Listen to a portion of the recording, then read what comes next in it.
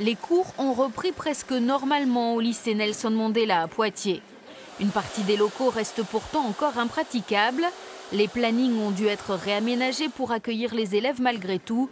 L'établissement s'est réveillé les pieds dans l'eau après les violents orages de cette nuit.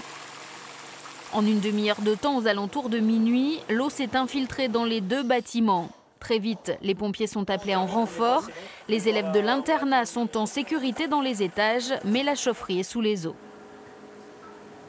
L'urgence de pomper et d'évaluer les dégâts, notamment côté chaufferie, puisque c'est la production d'eau chaude pour les internes, donc c'est la priorité du moment.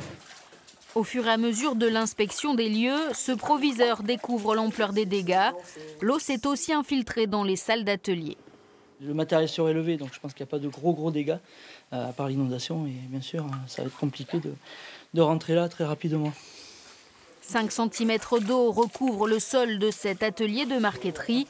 Ici étaient entreposés les travaux des élèves pour les prochains examens. L'essentiel a pu être sauvé.